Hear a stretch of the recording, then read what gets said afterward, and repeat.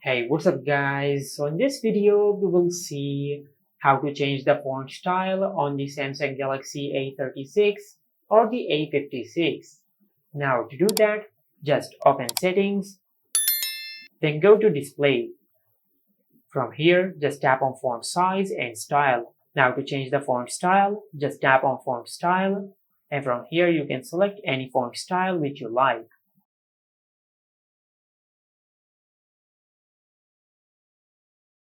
Now if you tap on download fonts, you can download other font styles from the Galaxy Store on your smartphone. Now just select the font style which you want to download, then tap on install. Select apply.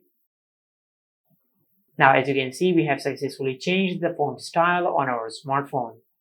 And this is how you can change the font style on the Samsung Galaxy A36 or the A56. Make sure to like, comment and subscribe. Thank you for watching.